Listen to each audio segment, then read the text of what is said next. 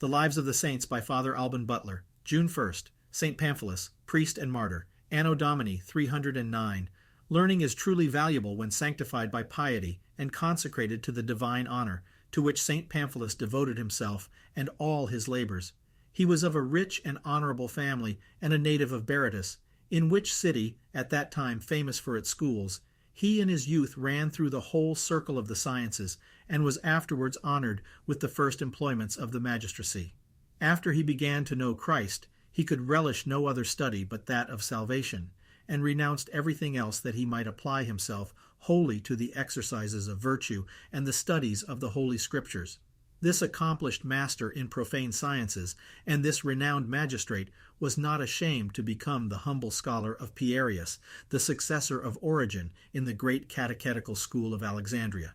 He afterwards made Caesarea in Palestine his residence, where, at his private expense, he collected a great library which he bestowed on the church of that city. St. Isidore of Seville reckons that it contained near 30,000 volumes. Almost all the works of the ancients were found in it. The saint established there also a public school of sacred literature, and to his labors the Church was indebted for a most correct edition of the Holy Bible, which, with infinite care, he transcribed himself, many copies whereof he distributed gratis, for he was of all men the most communicative and beneficent, especially in encouraging sacred learning. He set a great value on the works of Origen, many of which he copied with his own hand. During his imprisonment he, with Eusebius, composed an apology for Origen in 5 books, of which the first, in Rufinus's Latin translation, is extant among the works of St. Jerome, and is a finished piece. But nothing was more remarkable in this saint than his extraordinary humility, as Eusebius often observes, which the saint himself feelingly expresses in his preface to an abridgment of the Acts of the Apostles. His paternal estate he at length distributed among the poor. Towards his slaves and domestics, his behavior was always that of a brother or tender father. He led a most austere life, sequestered from the world and its company, and was indefatigable in labor. Such a virtue was his apprenticeship to the grace of martyrdom.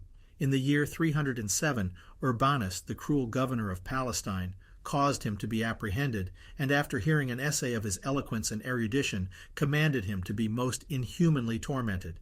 But the iron hooks which tore the martyr's sides served only to cover the judge with confusion. After this, the saint remained almost 2 years in prison, with several fellow confessors, of whom 2, who were only catechumens, were at the same time purified and crowned by the baptism of fire. Soon after the torturing of St. Pamphilus, Urbanus the governor was himself beheaded by an order of the Emperor Maximinus, but was succeeded by Firmilian, a man not less barbarous than bigoted and superstitious.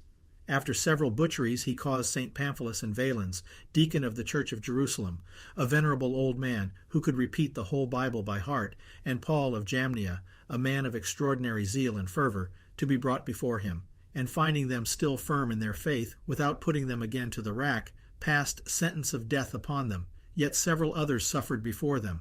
For one Porphyrius, a virtuous slave of St. Pamphilus, whom the saint had always treated as a son, and who, out of humility, concealed his abilities and his skill in writing, asked the judge's leave to bury their bodies when they should have undergone their punishment. Firmilian, more like a tiger than a man, inquired if he was a Christian, and upon his confessing it, ordered the executioners to torment him with their utmost strength. But though his flesh was torn off to the very bones, and his naked bowels exposed to view, and the torments were continued a long time without intermission, he never once opened his mouth so much as to fetch one groan. He finished his martyrdom by a slow fire, and died invoking Jesus the Son of God. Thus, though he entered the lists after the rest, he arrived first at the crown. Seleucus, a Cappadocian, for carrying the news of the triumph of Porphyrius to St. Pamphilus, and for applauding the martyr's constancy, was condemned to be beheaded with the rest. He had formerly borne several employments in the army, and had been scourged for the faith in 298, after which time he had lived a father and protector of the poor. St. Pamphilus, with his companions above named, was beheaded on the 16th of February, 309. The others here mentioned all suffered on the same day. The bodies of these martyrs were left exposed to be devoured by wild beasts, but were not touched by them, and after 4 days were taken away and decently buried.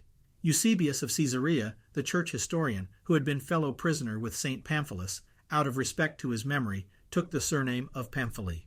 Besides what he has said of this martyr in his history, he compiled 3 books of his life, which are much commended by St. Jerome, who calls them elegant, and says that in them he excellently set forth the virtues, especially the extraordinary humility of St. Pamphilus.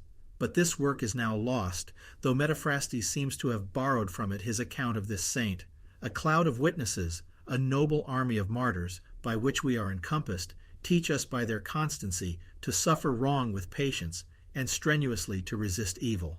Yet so far are we from bearing the crown which is purchased by patience and constancy, and so slothful in watching over ourselves, that we every day suffer the least dust or flies to ruffle our souls, and rob us of our treasure. The daily trials we meet with from others or from ourselves are always sent us by God, who sometimes, like a tender parent, trains us up by strict discipline to virtue and glory, sometimes throws difficulties into our ways on purpose to reward our conquest, and sometimes, like a wise physician, restores us to our health by bitter potions. If he at any time punishes our contempt of his love and mercy by severity and chastisements, even these he inflicts in mercy to awake us from our dangerous spiritual lethargy, and to procure us many other spiritual advantages.